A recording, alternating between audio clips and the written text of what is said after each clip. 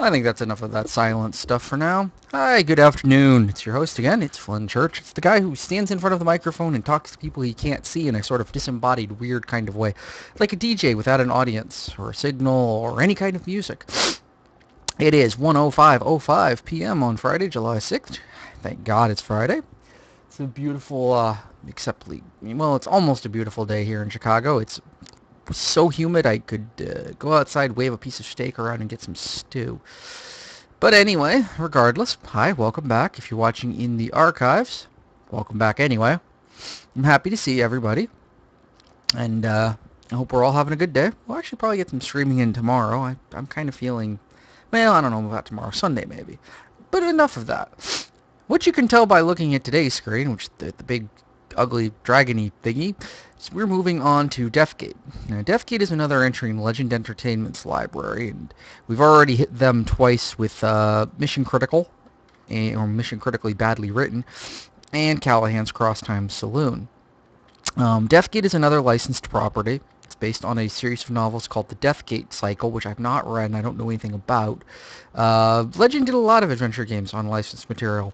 Really, they only did 2 games that I can think of that were not based on licenses. Mission Critical, and God, I'm going to get this right eventually.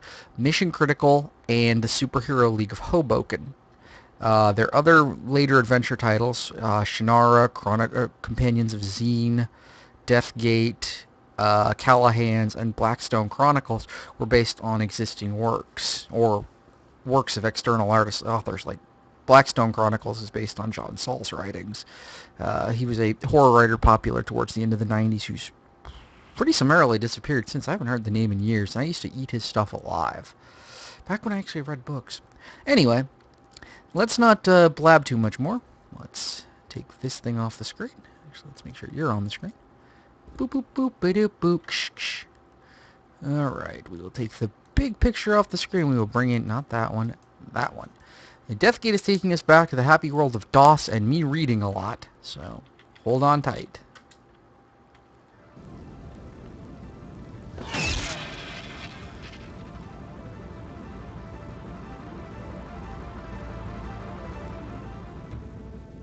You all know why we've come here. The patrons have pushed us into a corner. Their magic has grown too powerful to hold in check. These villains are stealing the worship of our own followers. We must do something before they marshal their forces, before they destroy us and all we stand for. We've come to the Vortex to destroy the world.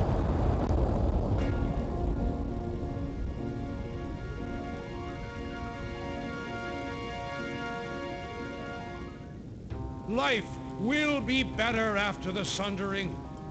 Our followers will live on in the new worlds of air, fire, stone, and water. Our enemies will be trapped in the labyrinth to contemplate their dark ways. And we will guide the new order into the future. Help me, my friends. Let us summon the World Seal and begin the process of healing.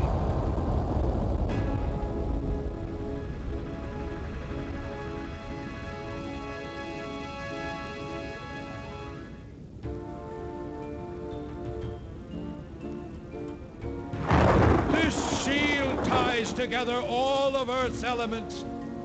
As we sunder it, so do we sunder the world.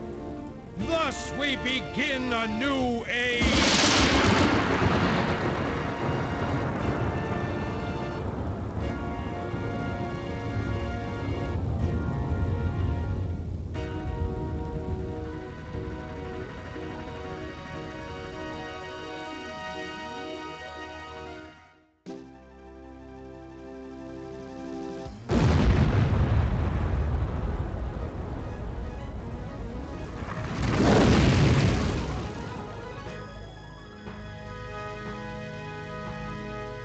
I have to admit, that's a pretty titanic explosion to start off a game with. You're blowing up an entire planet. Earth, I'm assuming.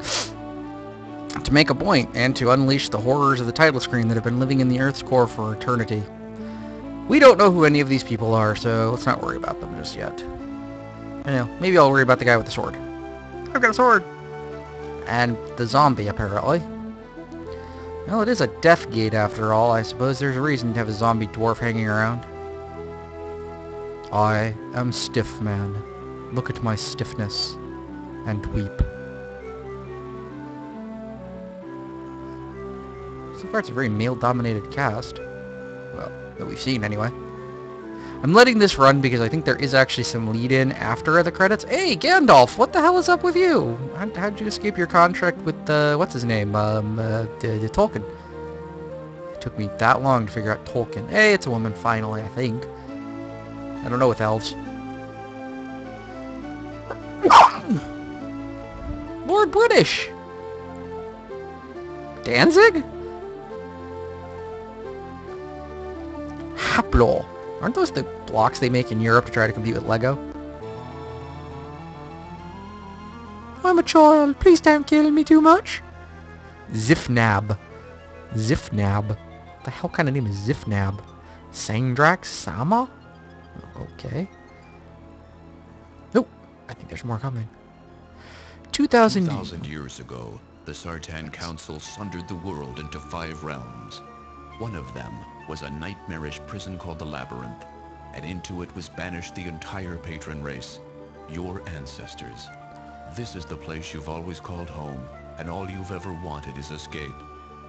Your name is Haplo, and you are a patron. My name is Not long Haplin? ago, Lord Zar, the most Haplo? powerful patron sorcerer of his generation, broke through the Labyrinth's final gate. In doing so, he paved the way for others to follow. The path was still difficult, but not impossible. Your travels led you to the final gate, where the combined forces of the Labyrinth waited to turn you away. The fight was hopeless. Alone, you never would have survived. But then Lord Zar appeared, and with his help, you were able to rout the dark monsters of the Labyrinth. What followed is hazy. You remember stumbling out of the final gate, but then you collapsed on the ground, and Lord Zar's concerned face faded to darkness as you lost consciousness. So apparently we've already finished the game, we just don't know it yet. This elegant room has the unmistakable touch of Sartran architecture. Zar sits before you, studying a tome. So, normal verb bar. What have we got? We have nothing. Well, not much anyway. Ah, Haplo. Do you feel well enough to talk, my son? I was worried. You took some serious wounds in your dash for the final gate. It was all I could do to repair your heart rune and heal you. The few weeks since you escaped the Labyrinth should have been enough time to recover, but we don't want to rush it. I was rescued by Liam Neeson! Fuck yeah! I know you have a lot of questions. I'll do my best to answer them, but first I'd like to give you some history. Okay. You've spent your life trying to escape the Labyrinth and hating the Sartan who consigned our race there. Indeed. But you don't really know the full story. Even I didn't know everything when I escaped, but I learned quickly. So talk faster. You see this city around us?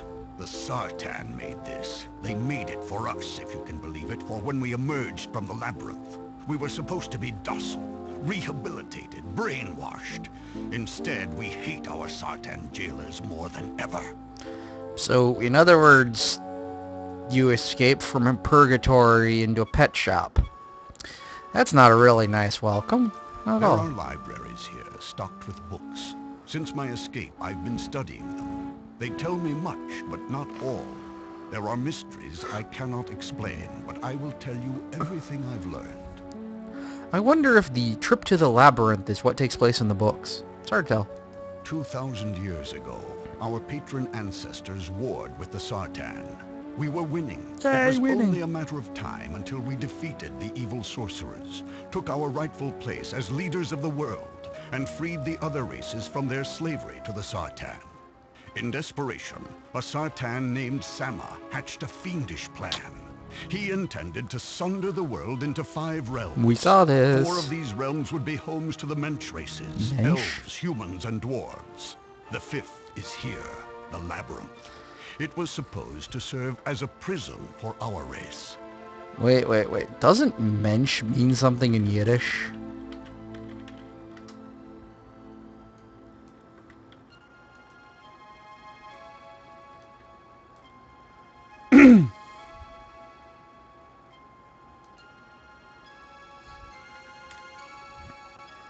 Oh, person of integrity or honor. Okay, well that explains that then.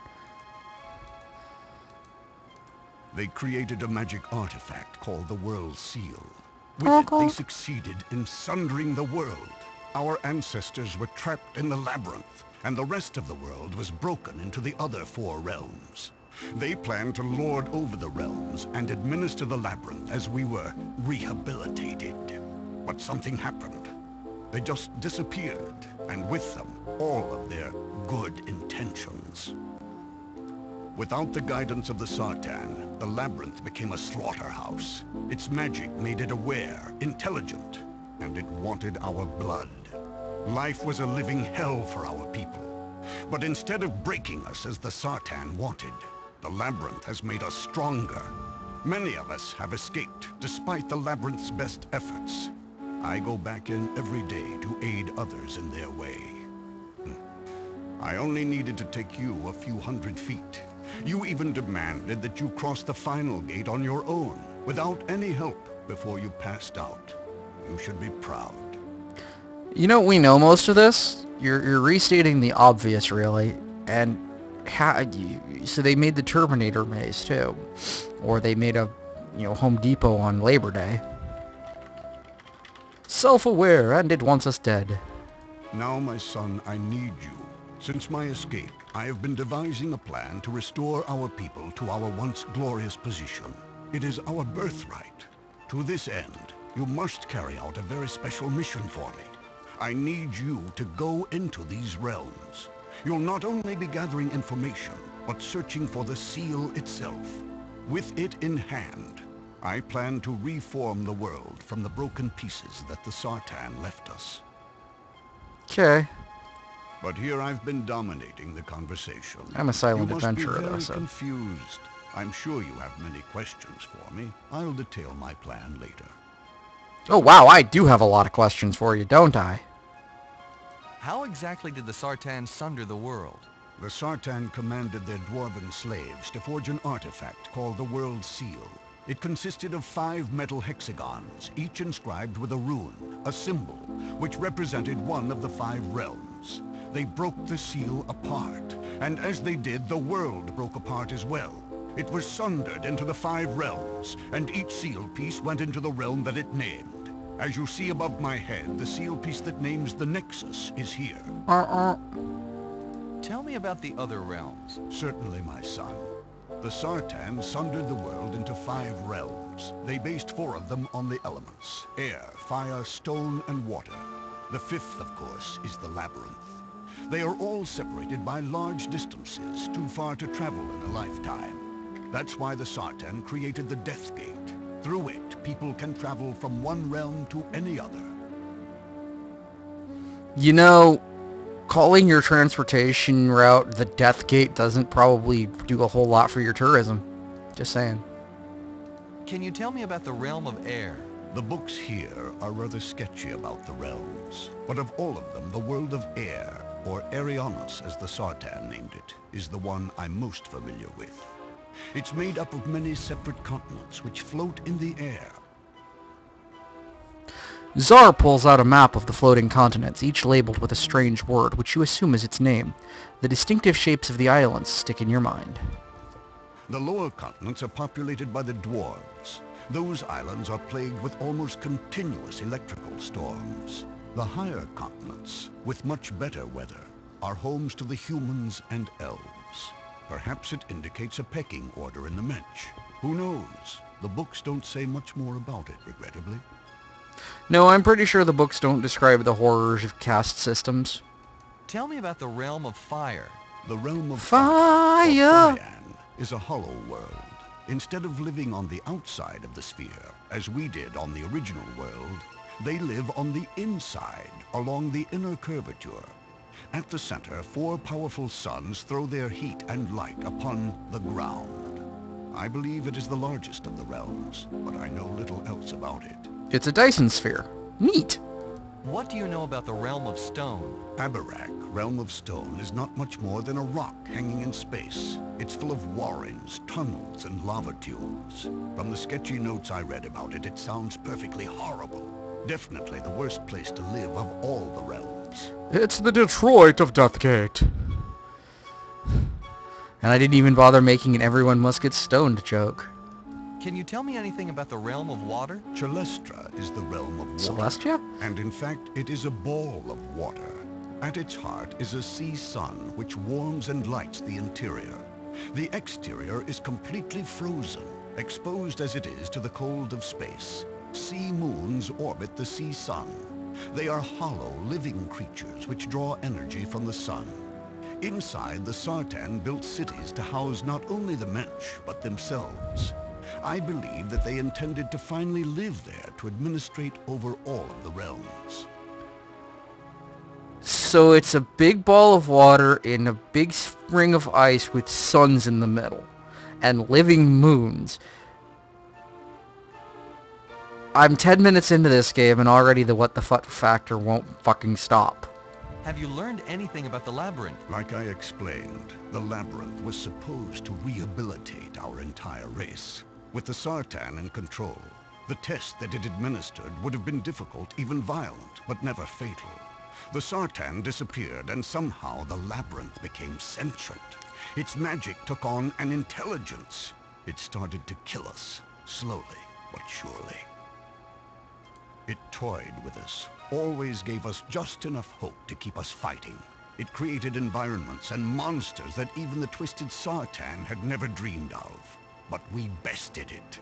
We escaped, and more of our kind are escaping all the time. But it is a trickle instead of a flood. Most of our race is still trapped inside. If my plan unfolds as I expect, I will free everyone at the same instant and bring an end to our imprisonment once and for all. So it's less like a dam that's trickling free and more like a balloon that's got a piece of tape over the hole, and as soon as you yank that piece of tape away, that balloon is going to explode like a motherfucker, like the guns of the Navarone. Sounds... you better have one hell of a plan then. What is this place exactly? It's not the labyrinth. It's known as the Nexus, kind of a way station. This city is where the Sartan was supposed to watch over the labyrinth. I believe they were going to give it to us as a place to live once we had been rehabilitated. It makes a perfect staging area for my plan. He already told you what the Death Gate is. The Death Gate? What's that? The Death Gate is a portal. It connects the 5 realms. With a good ship and the right magic, anyone can cross the Death Gate from one realm to any other. Have you crossed the Death Gate? No, I haven't been able. I've made preparations, but it's always been my intention to send an emissary, or guinea more pig. appropriately, a scout in my stead. In fact, I was hoping that you would be my eyes in these realms. As opposed to my ass. What kind of magic is needed to cross the Death Gate? It's very simple, yet infernally unattainable. The books describe the necessary preparations. You need a ship, one powered by magic with the ability of flight. You need a steering stone magically treated to guide the ship through the portal. But upon the stone, you also need the naming rune of the target realm. The books state this, but neglect to actually show the runes, as if they were common knowledge. Or parts of a puzzle. None of the books depict these runes. For years, I've been researching the subject, reading every document, poring over every scrap of parchment. And I believe I've finally divined one of the runes. That of Ariamus, World of Air. Or the World of Beef. It's the only I'm not one sure I've which. been able to reconstruct, and it's taken years. I don't even know if it's possible to produce the others, given the pitiful research materials I have. It's my thought that the other runes might lie somewhere inside the realm of air. For some time, I've been planning to send someone there to look for them. You mean Because you weren't willing, of course. Do you have a ship? Yes, the Sartan were kind enough to leave one for Nice of us. them. It didn't have the steering stone that such a ship requires, but I was able to reproduce one. Without the naming runes of the realms, of course. So you made a big fucking rock. Good Let's work. go back a step. Certainly. I love Liam Neeson. Can we talk about something else? Of course. What do you want to know? Jeez, conversation continues. Where did the Sartan disappear to? I don't know. I don't think their disappearance was planned. All of their documents indicate that they expected to be around for a long time to enjoy the fruits of their labor. It seems that one day they just vanished. Like PS2 compatible PlayStation 3s. I have a few theories. It's possible that they did plan to vanish. They might be hiding somewhere in the realms, using the disappearance as a smokescreen to make us careless. When the time is right, they will return with our deaths in their hands. How heavy is a death? Does it leave a... Do you need gloves? Does it leave a sloppy, sticky residue? In any case, I take nothing for granted. Except everything. I must know where the Sartan went to. I must have vengeance. Our people cry for it. Vengeance! Somewhere in the realms there must be signs, clues. Eventually, we shall discover them, and the trail will lead us to the Sartan. Then we shall destroy them. Nothing ominous about that at all. I'm certainly sure that this hell-bent for revenge thing won't ever come back to bite us in the ass. What were the Sartan like? I've pieced together a picture from the books I've found. The Sartan were the opposite of us, even physically. As we have black hair with white ends, the Sartan have white hair with black tips. Oh, no. The runes that we place upon our bodies for protection and to enhance our magic, they shun. So it's like that episode of Star Trek. He's white on the left side and I'm white on the right side.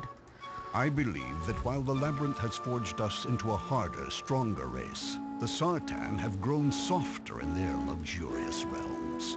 They will be no match for us. They will look into our eyes and find the mercy they gave us. The hatred we've kept burning for thousands of years. And their own deaths. Right. You repaired my heart rune? Yes. As the Labyrinth continued to attack you, the magic rune tattooed over your heart became weaker and weaker. When I discovered you, it was actually broken. As you know, heart runes must be complete to function. They sustain us, protect us. They are like circles. The magic of your being continually flows through it. If it becomes weak, you cannot cast spells. If it ever becomes broken, you fall ill. And if it ever is placed upon the breast of an archaeologist, you are suddenly stuck in Trespasser, and you should shoot yourself. Luckily, I found you in time. I was able to draw upon my own life force to lend to you. It repaired your heart rune and made you strong enough to overcome the final hurdle of the Labyrinth. Wait. It's the circle that keeps you alive. It's the circle of life. Something, something, something. Words. Tell me about magic. Certainly, patrons have magic in their blood. Once we were the greatest sorcerers in the world. If we had learned to work together as the Sartan did, they never would have stood a chance against us. Since then, we have lost much of our skill. We have forgotten many spells because they were useless in the Labyrinth and retained only a very few. So my spellbook is probably a Chekhov's gun rack. Okay, got it. We never lost our potential, though. To this day, we can cast any spell as long as we know how it is constructed. But we are pitifully ignorant. One of the things we must do before we confront the Sartan again is to relearn the magic that we have forgotten. You have to unlock the magic inside your heart. How does magic really work? Magic is based upon possibilities. The possibility always exists that reality is a certain way. Imagine that a stone wall blocks your path. There is a possibility that a door exists in that wall. A wizard bends this possibility into reality until the door appears. All spells work this way. In other words, spellcasters are elite hackers. I want there to be a naked woman in that bed. Why, look! Ha ha! How do you cast a spell? Spells are made up of runes. You build a spell by putting these runes together to form a rune construct. When you have built the construct in your mind, you trace the design in the air. The magic catches fire and leaves a glowing trace behind your finger. Upon completion, the spell casts, and reality is changed. And also your fingers are burning. We've been trying to make gloves to deal with that problem.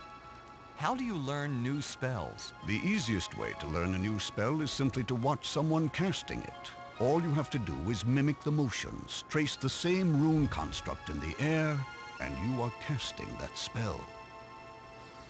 And you guys couldn't remember how to do this for generations? Another method is to see it on paper. Sometimes people prepare books of spells. Other times they include spells to highlight their text. Spells could be found on any document. I've scoured these halls looking for any such books and come up empty. Perhaps the Sartan were careful about the text they left behind, just in case we escaped too soon. Finally, one may discover a spell permanently placed upon an object.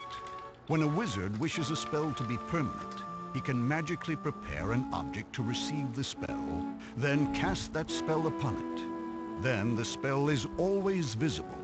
It engraves itself upon the surface of the object. By studying it, one can learn the spell. So I can learn it by seeing it, or seeing it. Good to know. Can you tell me anything about the spells I already know? I'm afraid that, like most patrons, your repertoire is rather limited. You know only the most basic of spells, heat and cold, normally used to keep yourself alive in the harsh climates that the labyrinth can produce. They are powerful, but not very versatile. I don't know, I could do a lot with hot and cold, depending. Do you know any spells that you can teach me? Yes, I do. There are 2 spells that I intend to teach you. Intend? Identify and Rune Transfer. Both will be very useful in your mission.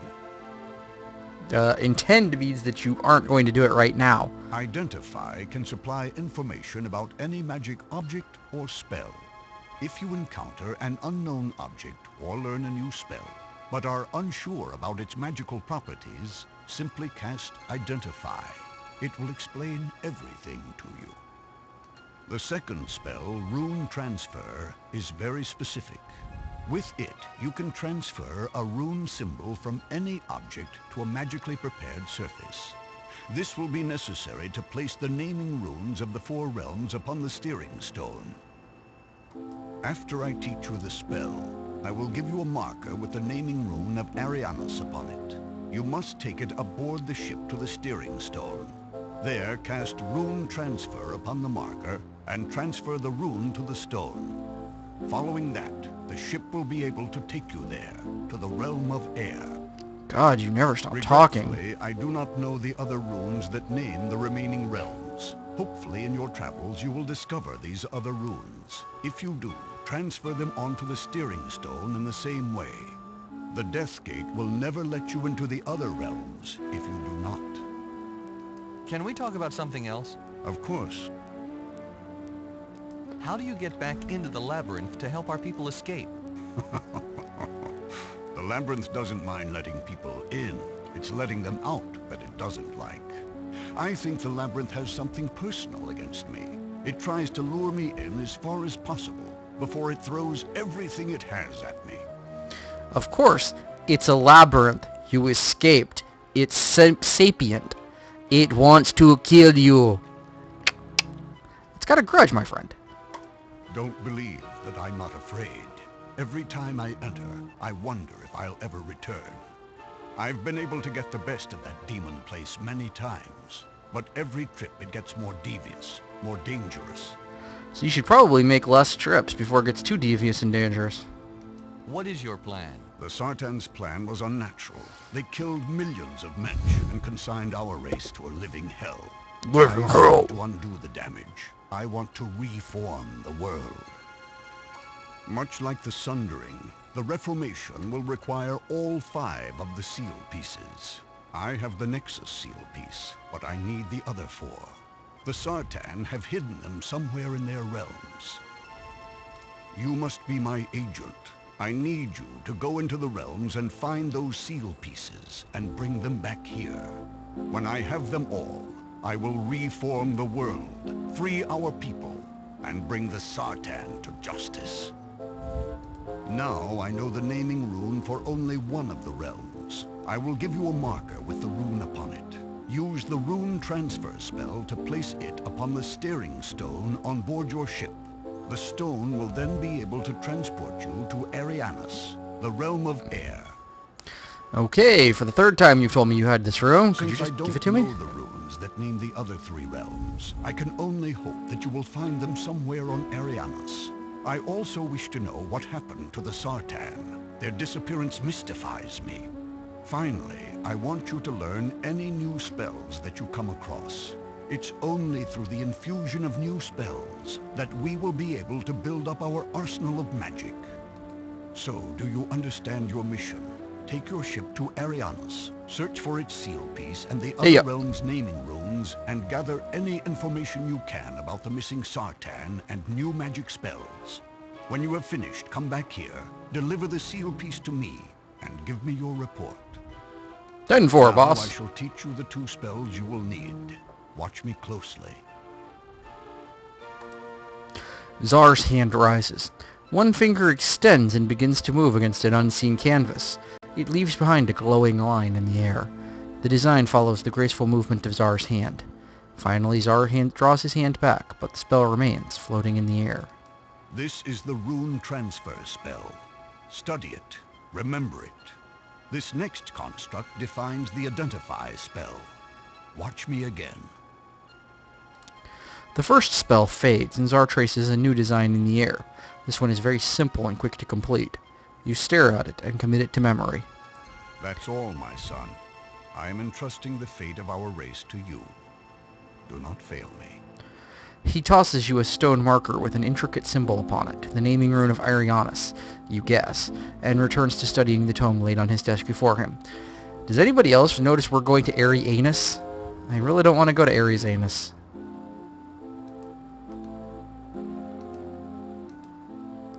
The ancient metal seal piece is inscribed with the naming rune of the Nexus. Alright, so we can go places. I wonder what's the other way. This gate is the final portal of the labyrinth. Just beyond is the hell you called home for most of your life. No reason to go back there. Alright, let's get in the ship. The trickle of light from the door does nothing to illuminate the ship. You can't see your hand in front of your face. Should probably steal one of his glow lamps then. Yes, I forgot that you'll need some light for the ship's interior. I'll still have one glow lamp left. Feel free to take that one. No, except I pointed at this one, but whatever. Alright, I have a lamp now, and 5 points! Doo-doo-doo-ba-doo! You carefully place the glow lamp on a mount by the door. With the new light, you look around your ship carefully, identifying the navigational tools provided. In the center, you see the steering stone. It has the power to guide your dragon ship through the Death Gate and into the other realms, as long as that realm is represented by its naming rune on the surface of the stone. Guide your dragon ship through the Death Gate. I feel like I'm in a bad piece of high schooler fan fiction all of a sudden. To the front of the ship, you see the steering wheel. Once you've traveled to a new realm, this allows you to navigate your vessel to places within it. You stand in the cramped bridge of your one-man dragon ship in front of the navigational wheel and steering stone. It doesn't look all that cramped to me, but maybe I'm 80,000 feet tall. Use magic on the steering stone. Alright, I need to cast spell. Rune transfer. Cast rune transfer on the steering stone. No, okay. The stone is intended to be the receptacle of the runes, not the origin. There's nothing to transfer the runes to here besides the steering stone. Use magic on the marker. Spell. Rune transfer. Let's try this again.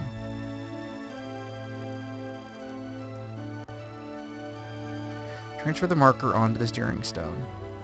Oh, oh, oh, oh.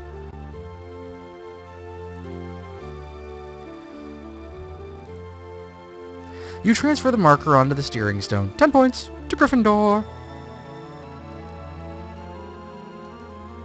You don't know of any places to travel within this realm. Okay. Let's use the steering stone.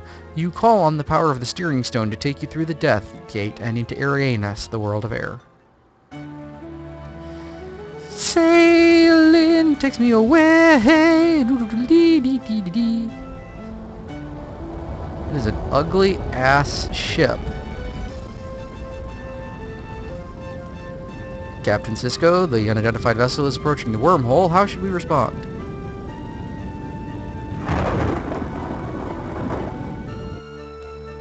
Your ship arrives in the midst of a terrible storm. Quickly you look around for a place to land to ride out the weather, but all you see is space. There's no ground anywhere. Suddenly, through the lightning, rain, and wind, you make out a floating island as big as a continent. You pilot the ship towards it and land on bare rock just outside of a cave. Player 1 has landed. Boop.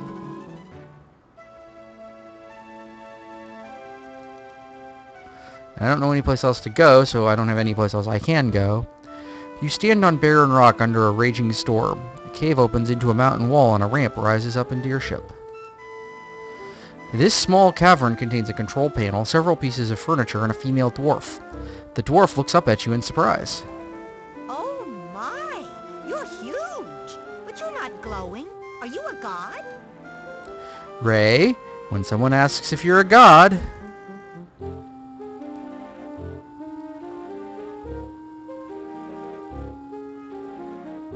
That's a rather unusual greeting. Hello to you as well. I must have forgotten my manners.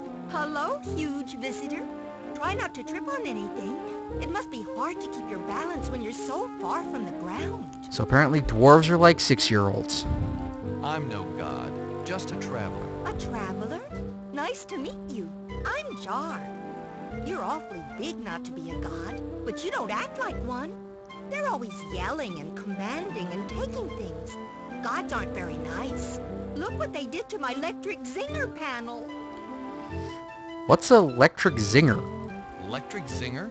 What's that? The zingers are set up on the poles outside of the cave. When the lightning hits them, they suck up the electricity. I think the Kixie Winzy likes electricity or something. After the zingers have sucked up all they can hold, I pull these levers. Then the show starts. The Kixie Winzy? What's that? Why, it's the machine. How can you not know about the Kixie Winzy? It's everywhere.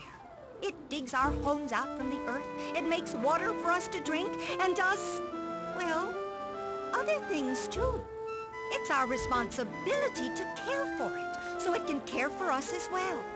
She utters her final remark proudly. So it's a symbiotic machine. Okay. Show? What show? The zingers go crazy. They start spinning around and shooting sparks everywhere. Most of the electricity gets sucked into the Kixie Winzy, though, through the poles. Then my meters go back down, and I wait all over again. You mean that's all you do? Sit here and pull levers? It's not that easy. You have to know the very best time to pull the levers. My family has been pulling these levers for years, and I'm the best lever puller there's been in a long time. So you're like a dwarven George Jetson. This is all very interesting, but can you tell me more about these gods? Well, they only showed up about 100 years ago. They dropped from the air in a flying ship. We were curious, of course, and were prepared to greet them as friends. But a glowing figure emerged and declared itself our god. At least one of many. None of us glow, and no one had ever claimed to be a god before, so we believed it. Now they've moved in and taken control. Personally, I liked life without all this divine intervention. So do most of us, honey. So do most of us. When it arrived, your glowing figure claimed to be a god, and you bought it? Why would someone lie about that? I wouldn't claim to be a god if I wasn't. Besides, he glowed. The way they explain it, you can't glow if you're not a god. Sounds about right, actually. If the figure didn't glow, would you have believed it? Probably not. If they looked like you, I would have just thought that they were big, but not gods. A few extra feet of height doesn't make you divine. How exactly have these gods taken control? They moved into the Kixie Whimsy control room and kicked everyone else out. They're always doing tests and things to it.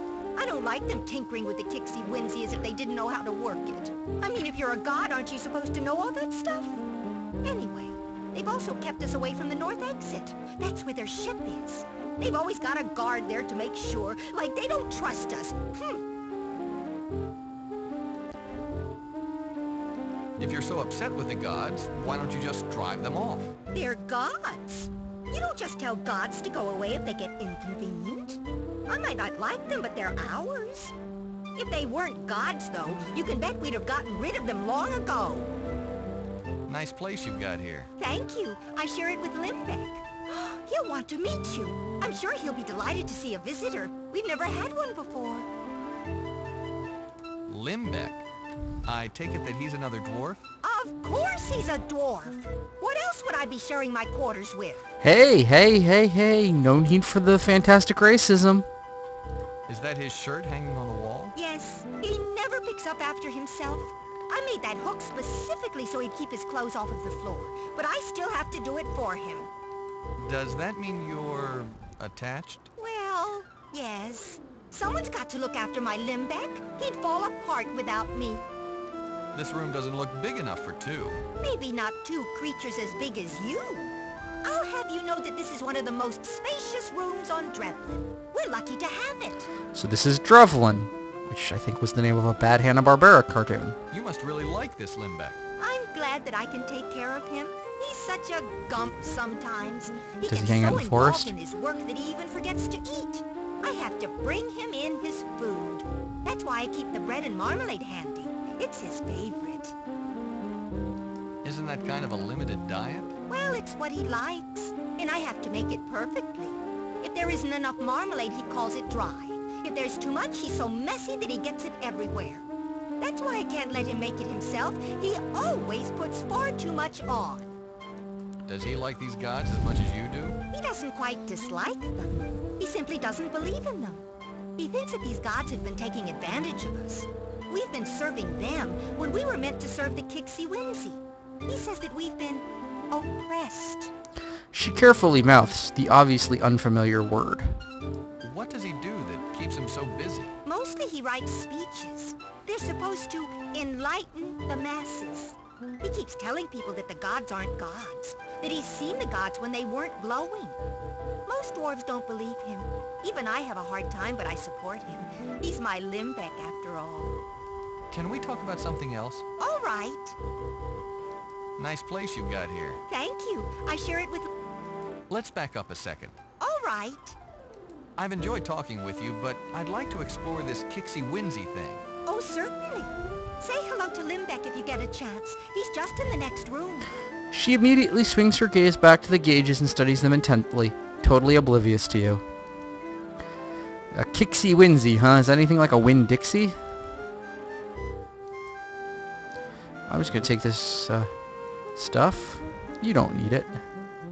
And I'll open this cupboard too. The doors of the cupboard have rusted shut. You can't force them open.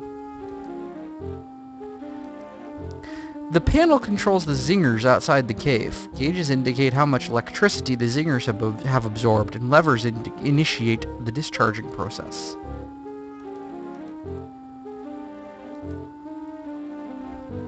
Don't touch those. You have to have 4 years of training before you can even think about pulling a lever. She gives you a sullen look and then returns to staring at the gauges.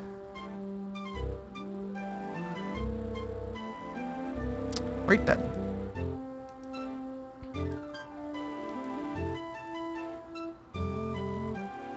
Wow, they ripped out an entire lever. Woo! Hardcore. Papers and parchments are piled everywhere. In the middle is an intent but confused-looking dwarf. Upon your arrival, the dwarf looks up from his scribbling and gasps.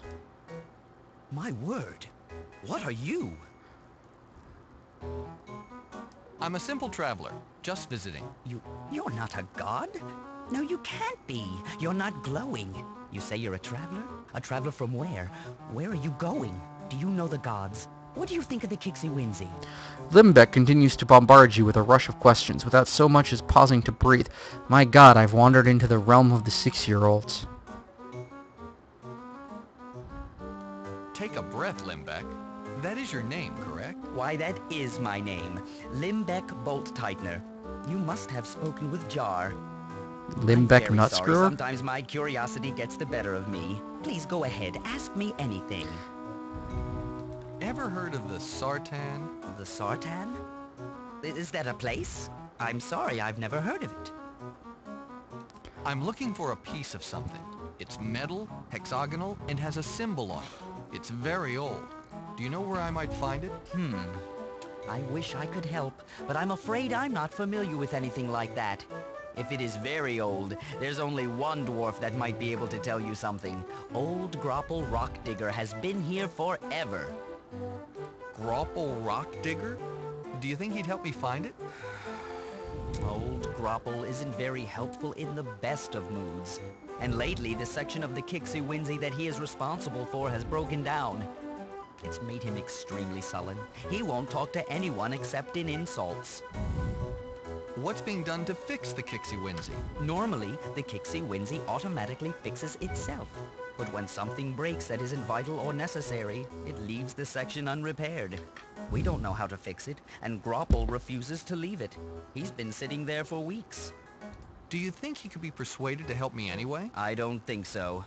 We tend to be a fairly stubborn people and Grapple much more than most. If he doesn't want to be moved, he won't move. If he won't talk to you, no amount of persuasion will help. If I told him I was a god, would he help me out? Grapple hates the gods more than anyone. He remembers the days before the gods, when we worshipped the Mangers. He feels that the gods displaced them. I think if you told him you were a god, he would die before he uttered one word to steer you in the right direction. When he celebrated the Mangers? What? Where can I find this rock digger? Grapple sits in the same place every day, waiting for the Kixie Winzy to be repaired. Each day he sits there, he gets more and more surly. Go north to the intersection and follow the left wall. That will take you to him.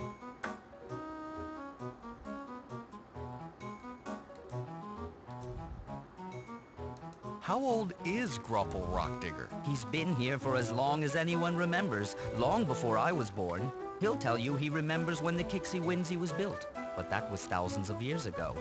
I think what he forgets, he makes up. I know how that works. Enough about this rock digger. Tell me more about this place. Certainly. What do you want to know?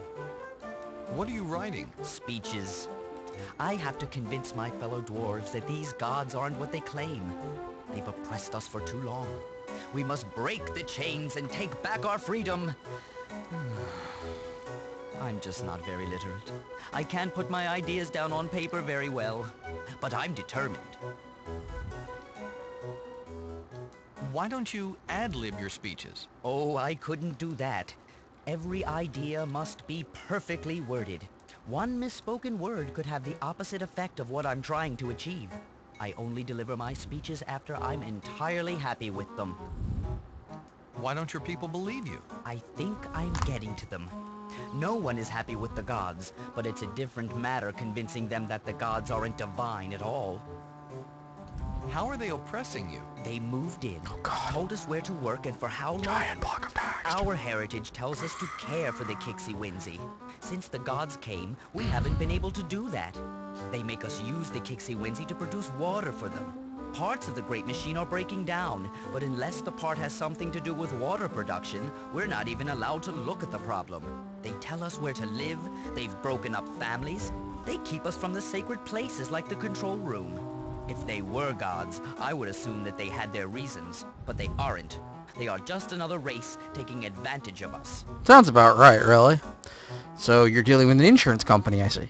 Where'd you get all of these parchments? I gathered them from all over the Kixie Winzy. No one reads them. In fact, no one can. They're too old. So I write my speeches on the back of them. What makes you so sure that the gods aren't what they claim? I've seen them. Without the glow. I discovered that it's artificially produced. It's not natural, eh? How do they make it? It's magic. According to some of the older dwarves, everyone used to be able to use magic. They've cast a spell to make themselves glow. How did you learn this? When the gods arrived, They dropped from the sky in a flying ship. After they moved in, I snuck aboard the ship. I actually saw one of them. Tricksy not shy dwarf. at all. He was moving his hands in some intricate motion over a bunch of little statues. When he was done, the statues glowed brighter. I must have gasped, because he immediately looked over at me. I ran, and he never found me. But ever since, they've posted a guard outside the ship. A flying ship? Flying ship? Yes. One of the byproducts of the Kixie Winzy is water. For their own reasons, they pump the water into the ship and leave with it, only to return a few days later with new gods and an empty ship. They're guarding the ship now. Ever since my excursion, they placed one guard outside of their ship. Because dwarves tend to be fairly noisy, even when we're sneaking around, the gods put someone there who has very sensitive hearing. His ears can detect the slightest sound of movement out of the caves toward the ship. Consequently, no one's gotten anywhere near it. Well, we should probably just set up a rock concert then and blow his fucking eardrums out. I mean, you're fucking dwarves. Get drunk. Isn't that enough to convince the other dwarves that they aren't gods? I haven't told them. It might go against their beliefs to the extent that they would just stop listening to me. I simply can't risk it. The only way to convince them would be by removing the god's glow. Once my fellows have seen beyond the artificial shining, they will rise up and cast them out. I can't figure out how to do that, though. Let's talk about something else. Very well.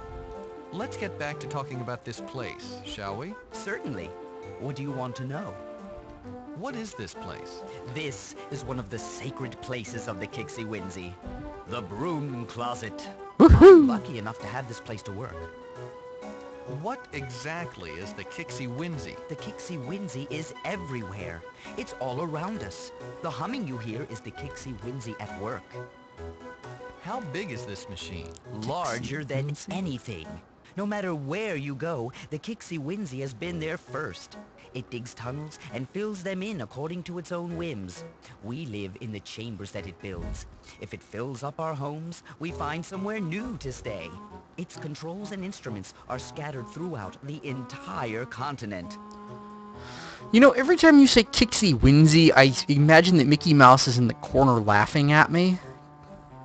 Gee, let's go see the Kixie Winzy, and then we'll talk with the fluffy bunnies. What does it do? It serves the purpose of the Mangers. Long The ago, eaters? the Mangers built the Kixie Winzy and asked us to care for it. We have done so ever since. In other words, you have no idea what the Kixie Winzy does. Well, no. It isn't for us to know. Our purpose is to monitor and care for the Kixie Winzy. The gods don't seem to know what it does either.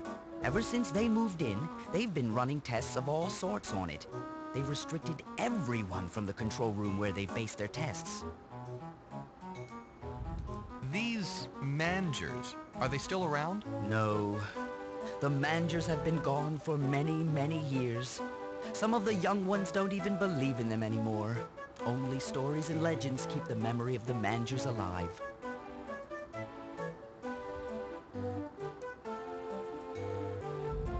Let's talk about something else. Certainly. What do you want to know? What is that you're using for a candlestick holder? It's all I could find. If I had a better candlestick holder, you can bet that I'd be using it. That's a mighty big jug of ink you've got there. I found that jug of fast-drying ink quite a while ago. Despite the amount of speeches I write, I've only used a small portion of the ink the jug contains. I believe it will last indefinitely. So basically, you're writing speeches that nobody ever hears about something that nobody else knows, about a race that came out of nowhere and sabotaged a machine that you don't know how it works, it just does. My college career, ladies and gentlemen, living in Vagity. That's all. I have to go. Very well. I must get back to my speeches. Feel free to look around.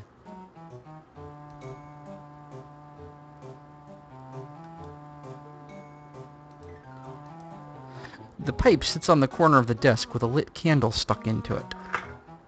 Quick drying ink, huh? I'll just steal that. The ink jug is far too heavy to lift. Your estimation of Limbeck's strength increases dramatically. The room is piled high with papers and parchments of various sorts. Limbeck must have gathered them here to write his speeches on. None of them seem to be any special, though.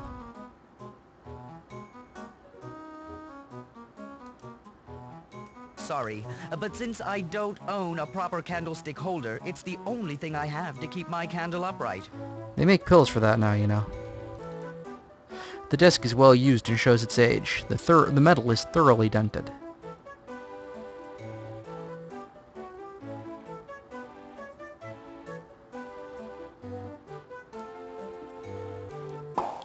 You pop the cork out of the mouth of the ink jug.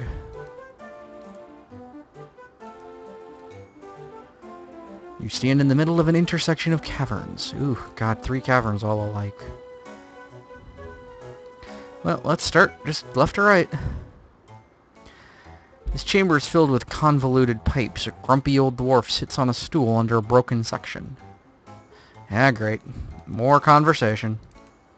What the heck do you want, you overgrown, dim-witted god wannabe? And speak up! Oh God, I found the angry Scottish engineer. Oh, what the heck do you want, you big fucking fucker with the feet? Bring me some beer.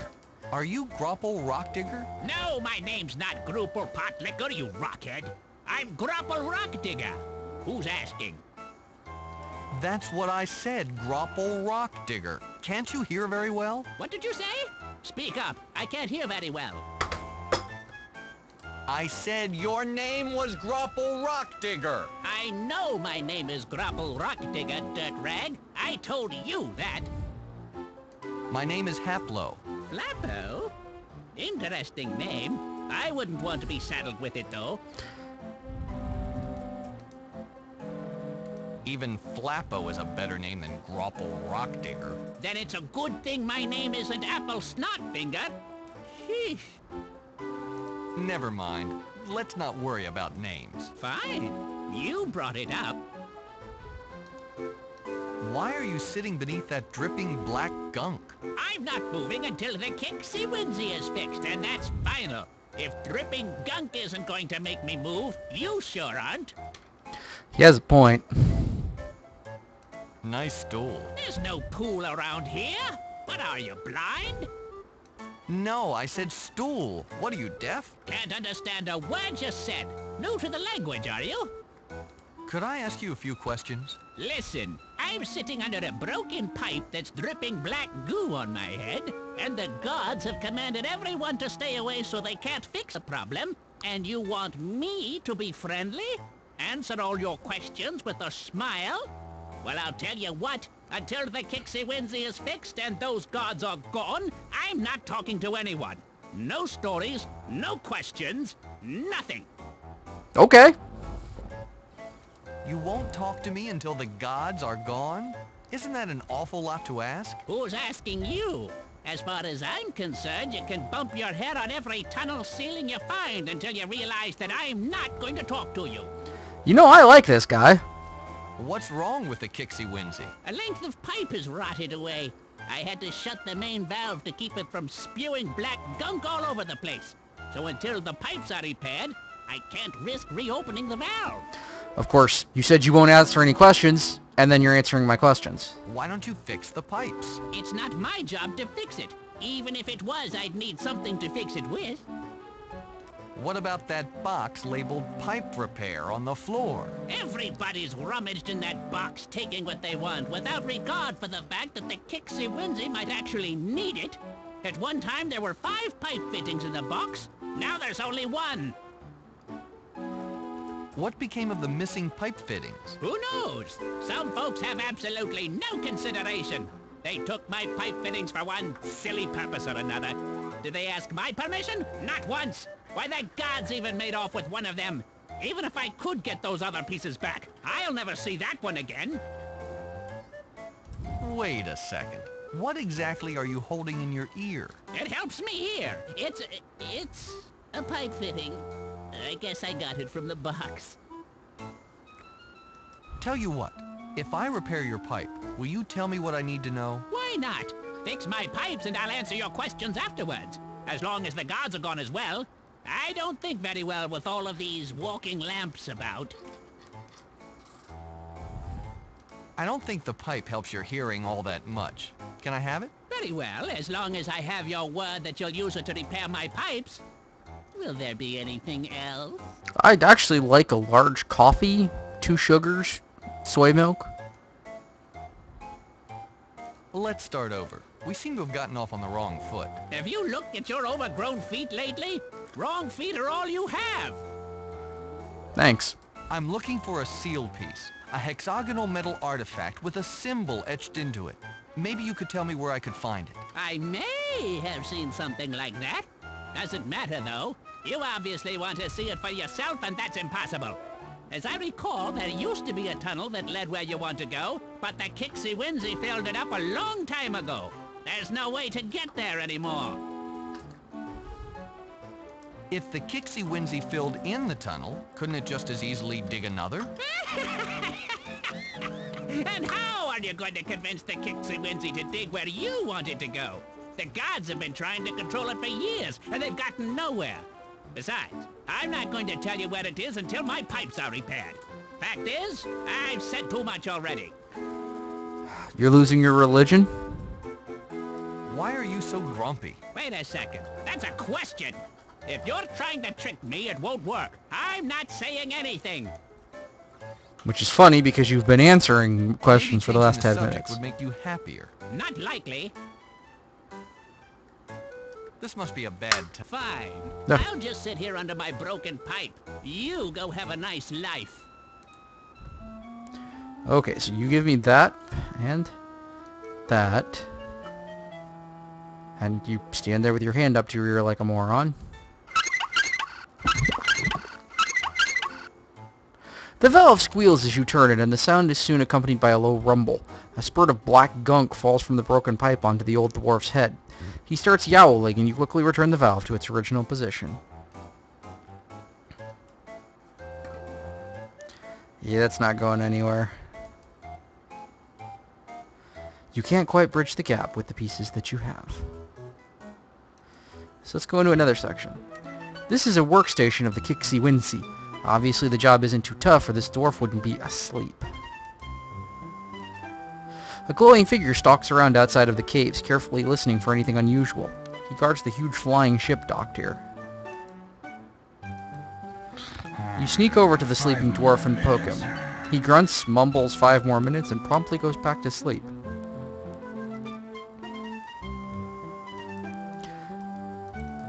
This instrument panel physically senses the ambient temperature. The results are shown on the gauge beside it. It seems that this workstation is intended to monitor the ambient temperature. It includes both a temperature sensor and feedback gauge and an alarm for emergency situations. 2 cup bells sit on the bottom of the panel. A striker is affixed beside each side of them. I bet I could get rid of that guard if I used magic on the sensor and heated it up, since I've actually got that one.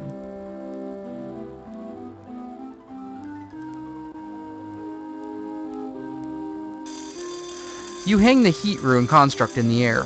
As soon as you have completed the glowing lines of the spell, the temperature sensor begins to smoke. The gauge's needle jumps into the danger zone and the twin bell alarm sounds. This rudely awakens the sleeping dwarf, who immediately panics. The commotion attracts the glowing guard, who is covering his ears in pain. He screams at the dwarf to stop the alarm, but the dwarf appears as helpless as the guard. See ya! Wouldn't want to be ya. You find it quite easy to sneak by the guard while he's busy trying to get the alarm to stop. The ship's deck overlooks the dwarven caves. A rope ladder drops to the ground and stairs lead elsewhere on the ship. Well, let's go. Slaves in this room power and guide the ship with the help of magic provided by the ship's wizards. These slaves are the first you've ever seen of the mensch race called human, and you're a little taken aback by the similarity they have with your own people.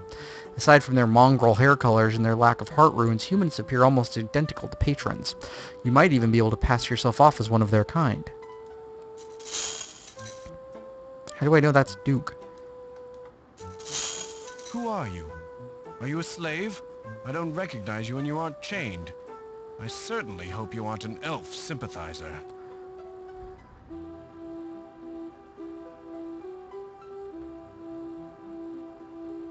I'm not a sympathizer. Then again, I'd say the same thing if I was. Of course, that's true. I'll simply have to believe you. I don't have much choice. I've been here too long, and hope is wearing thin. My name is Andrews. I'm King Stephen's cousin, a duke. Why are you here? It's a long story. I was leading my people against the elven forces on one of the smaller Volcarian isles. We were greatly overmatched, and they defeated us easily. They killed most of my army and took the rest as slaves, including myself. Luckily, they didn't recognize me as the king's cousin. I would be more valuable as a hostage for ransom than as a slave. Should probably stop talking about it openly then.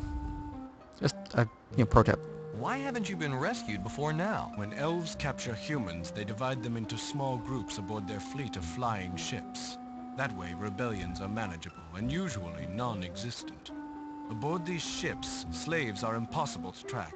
Even if there was a plan to rescue us, they'd never be able to single out this particular frigate. You'd need a lot of ships to do that, or not very many slaves. If King Stephen knew you were here, could he rescue you? It's possible, I suppose. If you can get to my cousin and tell him that I'm being held prisoner here on Drevlin, he would do everything in his power to rescue me. You'll need something to convince him, though. Give me a stool sample. Go to Eulandia, the 4th island. Give this to the king. The ring should be enough to convince him to believe you. Yay! Who are these other people? Members of my army. Now, like myself, slaves to the elves. Although the ship is powered mostly by magic, it requires manpower to steer it. Following the elves' commands, we manipulate the ropes you see here, which change the attitude of the wings. That's what we do. That's all we do. Sounds like a pretty shitty life. What's the story behind these gods? Drevlin is important because the Kixi Winzi, as these dwarves call it, pumps out water as a byproduct to whatever else it does. Water is scarce throughout the realms. In order to control this water source, the elves have convinced these gullible dwarves that they are gods. They are kind of little saps, yeah. Their claim is based on a simple glow spell dreamed up by the ship's wizard. The crew is fairly small, only about 4 or 5 elves, but they are spread thin throughout the caverns. In order to maintain the spell, the wizard has created miniature statues that he uses as substitutes. He keeps them all aboard the ship in one place.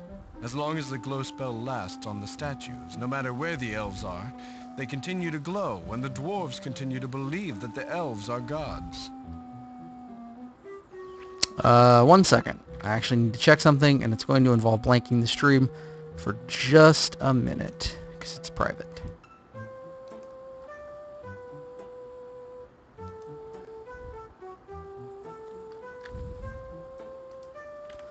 Sorry to do that to you, but gotta be done.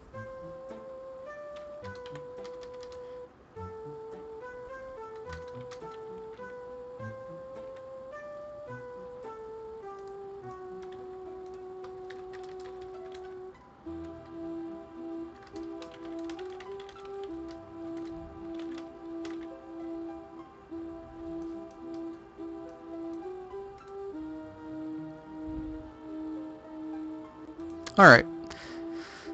Just dealing with some personal issues and all of that. Yeah, the Kixi Winzi. Woohoo! What a... Oh, wrong field. There we go. That's as you wish. But I can only hope that you will return to aid us. That's my plan, Stan. Because I'm the man. Alright, let's go up again. What's this do? Okay, that's back to there, so... What's up to? This chamber quarters the ship's wizards. It is tiny, which emphasizes how messy it is. There are 3 figurines. All of them are miniature elves, and they all glow brightly. This jug is filled with a strong wine. Even the fumes make you feel rather heady. Steal this wine. The wizard has collected a few papers and other bizarre objects, none of which have any use. Well, it makes me wonder. The ship's wizard lies sprawled on a cot, snoring away. With every exhalation, you smell the strong odor of wine. Actually. Yeah, I didn't really want to do that. Oh, there it is. Oh, they moved it.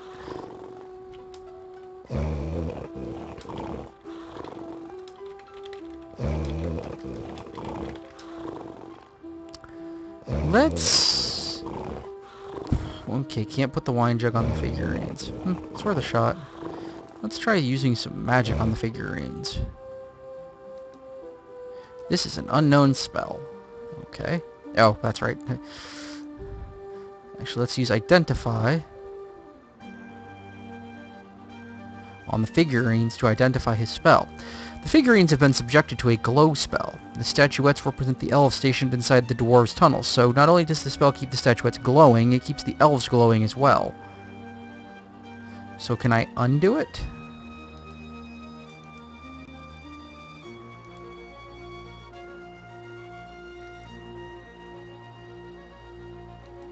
What happens if I say try to cast cold on them? Hey guys, I'm going to make you cold now. The figurines, although colder, continue to glow as bright as before.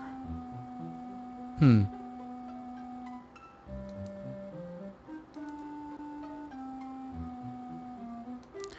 Identify apparently will not tell me what I wanted to know.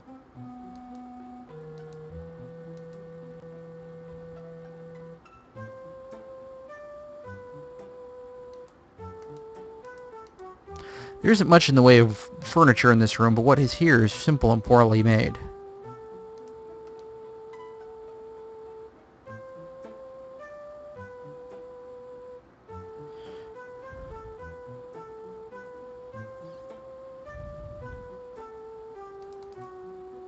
This bed is solidly constructed from wood and bolted to the floor.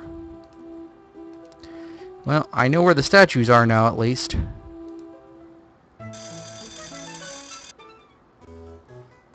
So let's see what's this way.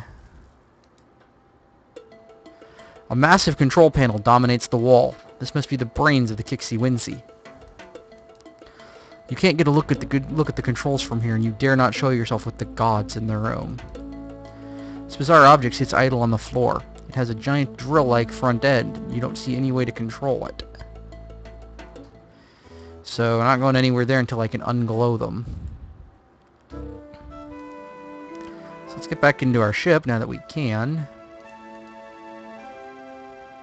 Use the steering wheel to go to King Stefan's castle and see if we can't save his boy.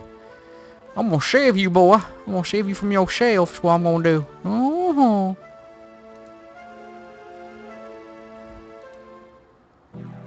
Off to the north, you see a splendid castle, although it is built more like a fortress. It's not very splendid then, is it? Why are you sneaking around on royal grounds, knave? What's your business here?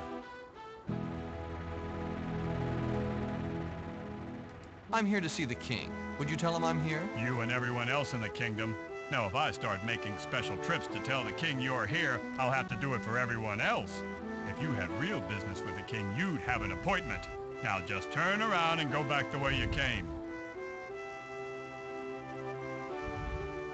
You don't understand. The king isn't expecting me, but I've got to see him. His cousin is in danger. Is he in danger of running out of money? He must be pretty desperate if he's enlisting help from the likes of you. Do you have any proof? A signed note from the Duke? Anything?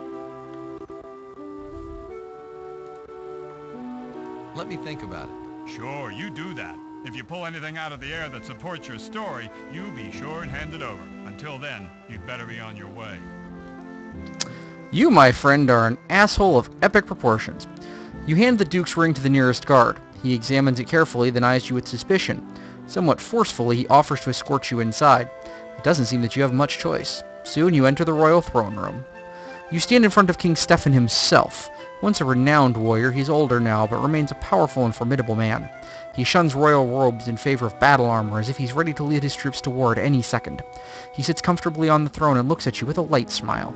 Beside him hovers a brown-robed wizard. He casually introduces himself as Trian, the royal magician, but at the same time he watches you warily. What do we have here? A brigand who's stolen my cousin's signet ring? Someone who has kidnapped the Duke? What do you want from me, ransom? I must warn you, I don't deal with traitors to the crown. It's hard to talk business with someone who's missing a head. Now that we've dispensed with the preliminaries, tell me why you're here. Your cousin gave it to me to substantiate my story. If you'll allow me a couple words between threats, I'll relate the facts. Indulge yourself, my friend. I'm all ears. And metal, apparently. Well, it's like this. You explain Drook Andrews is rotting in the slave galley on Drevlin. You're quick to add that you can't guarantee how long the ship will remain there. You suggest to the king that you suggest that the king send his forces to rescue the Duke immediately. I appreciate the information, but there's little I can do. Drevlin is the elves' main source of water. They guard it jealously. My armies wouldn't make it anywhere near the ship that Andrews is trapped aboard. There is another way. If my cousin is out of the elves' clutches, we will be able to free him. Somehow you have a way to get in and out of Drevlin undetected. Return there, get that slave ship to lift off, to go back to the Tribus Empire. I don't know how, but you must do it. Their ships traditionally follow a route through space that I control. We will set an ambush for it. As soon as we see the frigate, we'll box it in. Those ships are usually manned by skeleton crews. Epic music. After the ship is ours, we'll bring it here and free all of the slaves on board, including my cousin. Bad sound mixing. You are now my agent. If you are able to pull this off, I'll make it worth your while. I'll inform my men that you represent my authority, just so you won't run into any trouble. We are at war, you know, and my men are very suspicious of potential spies. Good luck, my friend. I hope to see you back here soon. The guards, a little less roughly this time, escort you out of the castle and back to the main gates. Alright, let's see here.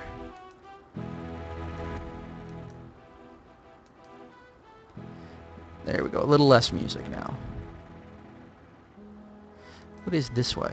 A window in the castle wall is covered by a warped wooden shutter. Bushes and trees have overgrown the path. I think I'll take this shear. It's half a set of old rusty garden shears. The connecting bolt sticks out of the center. Through a crack between the shutter and the wall, you spy a stout bar on the other side. It holds the shutter closed. The king's forest is comprised of a combination of wild and cultivated trees. The bushes on the king's ground are well kept, but look a little rough, as if it's been a while since the gardeners worked on them. Where the shutter has warped away from the stone wall, you can see a stout bar on the other side. It holds the shutter closed. You could probably knock the bar with the shear. You slide the garden shear into the crack made by the warped shutter, just under the bar on the other side. With a quick flick of your wrist, you lift the bar out of its braces, send it clattering to the floor. 5 points.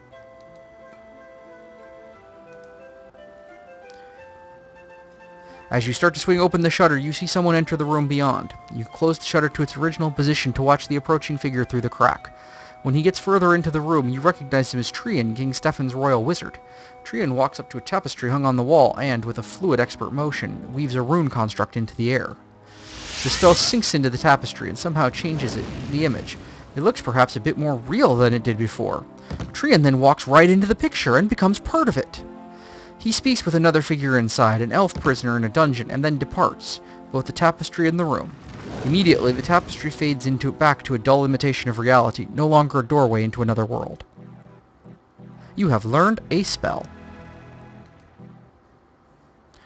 You slip through the half-opened shutter into the chamber beyond.